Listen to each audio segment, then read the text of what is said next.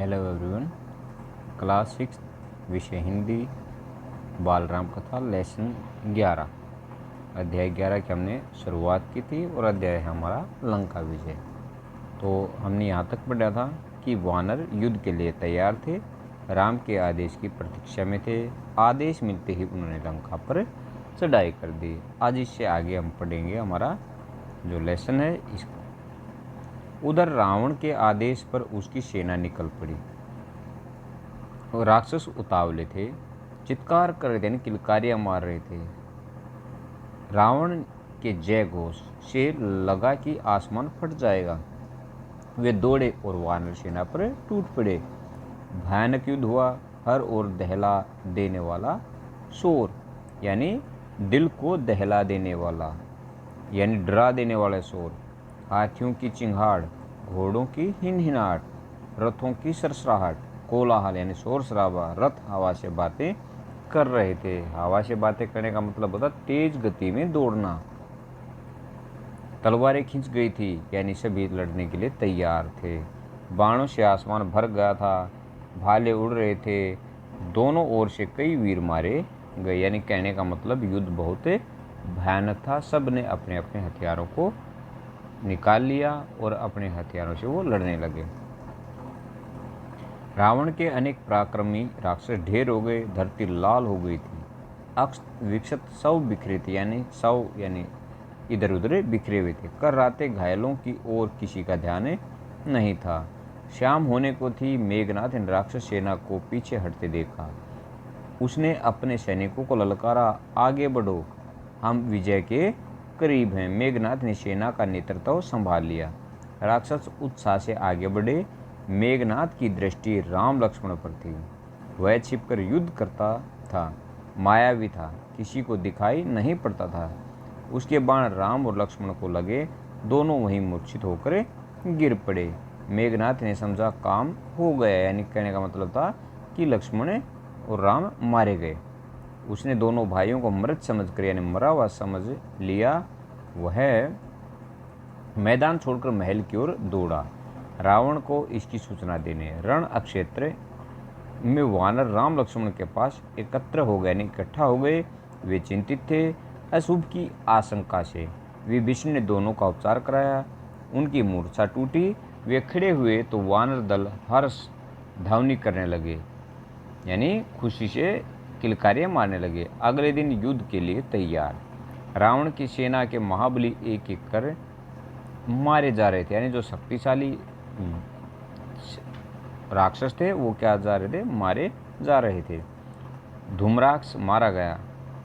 वज्र दृष्ट धरती पर गिर पड़ा, अकंपन कुचल कर मर गया। प्रहस्त को नील ने ध्वस्त कर दिया।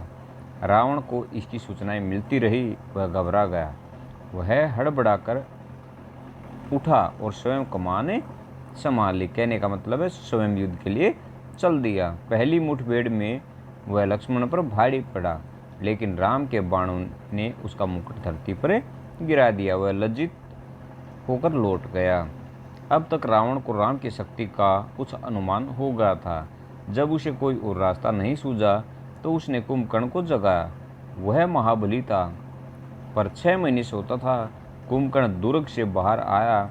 उसे देखते ही वानर सेना में खलबली मच गई, यानी वो डर गए। वे उसे रोकने में अक्षम थे। उसने हनुमान और अंगद को घायल कर दिया। लक्ष्मण यह युद्ध देख रहे थे। उन्होंने राम की ओर देखा, फिर दोनों भाइयों ने बाणों की वर्षा कर उसे मार दिया। कुंभकर्ण रणभूमि के अंक में, यानी गोद में सो गया, यानी उसको मृत्यु को प्राप्त हो गया सदा के लिए। रावण निराश हो गया। कुंभकर्ण पर उसे गर्व था।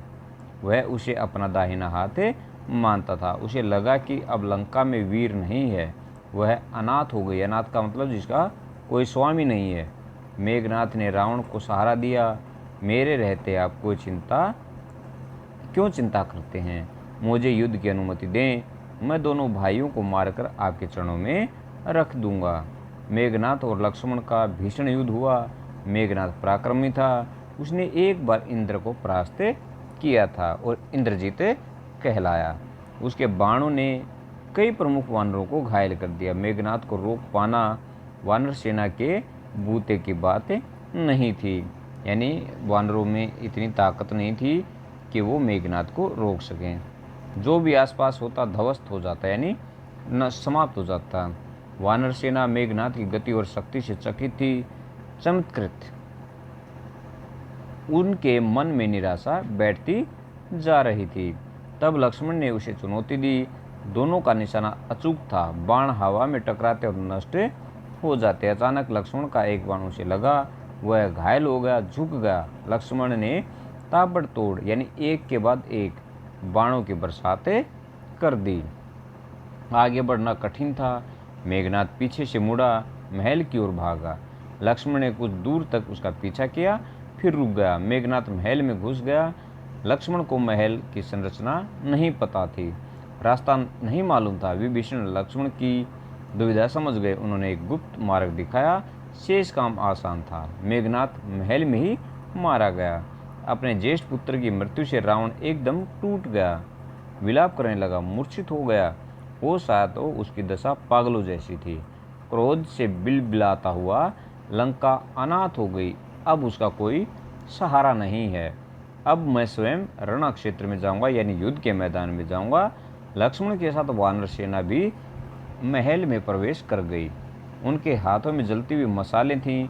वानरों ने लंका में जहां तहां आग लगा दी, अन्न भंडार फूंक दिए, शस्त्रागार जला दिए, मारकाट मच गई। जो भी सामने पड़ा यानी आ गया मारा गया। कंपन, प्रजंग, युपाक्ष, कुंभ मारे गए। हनुमान ने निकुंभ, देवांतक और त्रिशिरा को मौत की नींद सुला दिया। अंगद ने नरांतक का काम तमाम कर दिया, यानी नरांतक को मार दिया। लक्ष्मण ने अतिकायक का सिर काट दिया। राक्षस सेना भाग खड़ी हुई। इसके बाद आता हमारा रावण के पास अब कोई विकल्प नहीं था, यानी खुद युद्ध के लिए रावण तैयार था। उसके लिए कोई भी उसकी इच्छा नहीं थी, यानी उसके एवज में कोई नहीं था। अकेला बचा रावण युद्ध के लिए निकला। फुफकारते हुए फन कुचले सांप की तरह वह जिधर मुड़ता भगदड़ मच जाती। वानरों को भागते देख लक्ष्मण आगे आए, धनुष बाण लिए रावण के सामने अभेद्य दीवार की तरह खड़े हो गए। थोड़ी ही देर में विभीषण वहां पहुंच गए। उसके बाद राम। उनके सामने रावण की एक न चली। विभीषण को राम की सेना में देख रावण उबल पड़ा, यानी बहुत गुस्सा हुआ। उसके लिए यह देशद्रोह था, छोटे भाई का विश्वासघात। उसने विभीषण पर निशाना लगाया। लक्ष्मण ने वह बाण बीच में ही काट दिया। उसने दूसरा घातक बाण चलाया। इस बार लक्ष्मण बीच में आ गए। उन्होंने विभीषण को अपने पीछे छिपा लिया। बाण लगते ही लक्ष्मण अचेत हो गए, यानी मूर्छित हो गए, गिर पड़े। राम ने देखा, उनकी आंखें क्रोध से लाल हो गई, आग बरसने लगी, यानी उसको बहुत गुस्सा आया। उन्होंने लक्ष्मण को सुग्रीव की निगरानी में छोड़ दिया और रावण को चुनौती दी, यानी युद्ध के लिए ललकारा। कहा, रावण काल तुझे मेरे सामने ले आया है। आज अन्याय पर न्याय की विजय होगी, तेरा अंत निश्चित है। उधर हनुमान को उठाकर रण क्षेत्र से दूर ले गए। वैद्य सुषेण को बुलाया। हनुमान संजीवनी बूटी लाए। चिकित्सा शुरू हुई। धीरे धीरे रक्त का रिसाव बंद हो गया, घाव भर गया। संजीवनी का प्रभाव चमत्कारी था। सुग्रीव ने लक्ष्मण के स्वस्थ होने की सूचना राम तक पहुंचाई। वह सिंह की बात यानी शेर की भांति रावण पर टूट पड़ा। राम रावण युद्ध भयानक था। शस्त्रों की गति से कंपा देने वाली ध्वनियाँ निकल रही थी। हवा थम गई थी। सूरज बादलों के पीछे छिप गया था। शस्त्रों की चमक बिजली की तरह कौंध रही थी, यानी चमक रही थी। गड़गड़ाहट थी, थर्रा देने वाली यानी कपा देने वाली। दोनों योद्धा अपनी पूरी शक्ति से लड़ रहे थे। कोई एक रति भी पीछे खिसकने को तैयार नहीं था। कुछ ही देर में लगा कि युद्ध समाप्त होने को है। दोनों पक्ष योद्धा हाथ बांध कर खड़े हो गए, यानी वो क्या था, वो ध्यान से युद्ध को देखने लगे, केवल दर्शक मात्र। छोटे छोटे युद्ध थम गए। सबकी नजरें राम और रावण पर थी। सबकी आंखें फटी रह गई, यानी उनको काफ़ी हैरानी हुई। पलकें झुकना भूल गई। उन्होंने ऐसा युद्ध पहले कभी नहीं देखा था। लेकिन महासंग्राम समाप्त नहीं हुआ। रावण का एक बाण राम को लगा, उनके रथ की ध्वजा कटकर गिर पड़ी। राम ने प्रहार किया, बाण रावण के मस्तक में लगा, रक्त की धारा बह निकली। बीच में युद्ध कुछ पल के लिए रुका। रावण अपने महल में चला गया घोड़े और रथ बदलने। राम को इसकी आवश्यकता नहीं पड़ी। युद्ध फिर शुरू हुआ। अब उनके रथ एक दूसरे के सामने थे। योद्धा आंखों में आंखें डालकर देख सकते थे। घोड़ों के मुंह मिल गए थे, यानी दोनों योद्धा बहुत समीप थे। राम के बाणों ने रावण के रथ का मुंह मोड़ दिया। यह पराजय का संकेत था। रावण हिम्मत हारने लगा। जब तक वह रथ घुमाता, रावण का एक बाण उसके पार निकल गया। रथ मुड़ा, लेकिन रावण के हाथ से धनुष छूट गया। वह पृथ्वी पर गिर पड़ा, मारा गया। बची हुई राक्षस सेना हड़बड़ा गई, जान बचाकर भागी। उनका दिशा ज्ञान शून्य हो गया, यानी उनको कुछ सूझ नहीं रहा था। जिसको जहाँ रास्ता मिला उधर ही भाग गया, जिसे जिधर अवसर मिला भागा।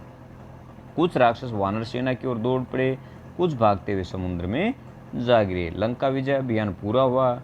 राम की जय जयकार होने लगी। कुछ समय पूर्व का रण अक्षेत्र एकदम बदल गया। शस्त्रों की टंकार की जगह किलकारियां ने ले ली। वानर उछल कूद करने लगे।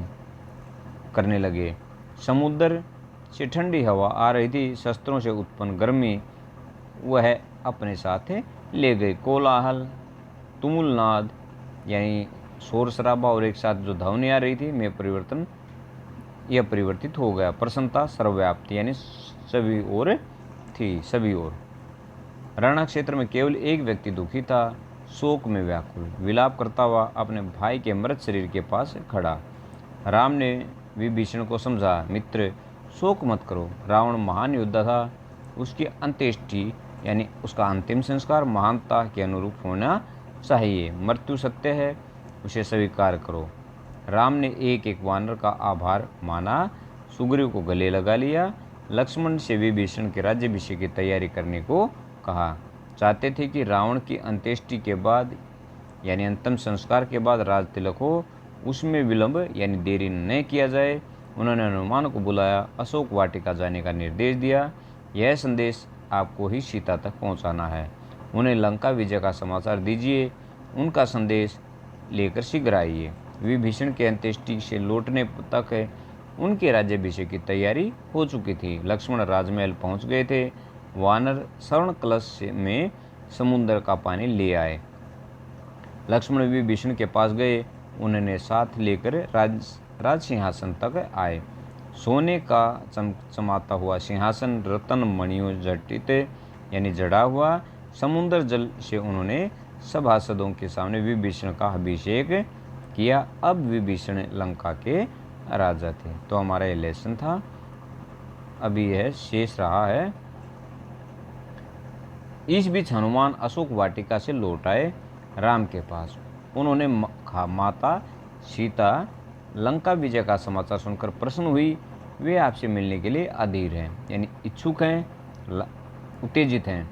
तब तक विभीषण वहीं आ गए थे। राम उनकी ओर मुड़े, कहा, लंकापति, सीता अब भी आपकी अशोक वाटिका में है, उन्हें यहाँ लाने की व्यवस्था की जाए। वानर सेना चुहाल कर रही थी, अटखेलियों में लगी थी। राम का निर्देश सुनकर उनकी उत्सुकता बढ़ गई। सुग्रीव, जामवंत और नल नील भी उत्सुक थे। अंगद को प्रतीक्षा थी। हनुमान को छोड़कर किसी ने सीता को नहीं देखा था। सीता आई तो सबको अपनी कल्पनाओं से अधिक लगी। सुंदर, सौम्य, शांत। उस सुंदरता में 1 वर्ष बाद पति से मिलन की प्रसन्नता शामिल थी। कष्ट इतिहास हो गया यानी समाप्त हो गया। धन्यवाद। आपका दिन मंगलमय हो।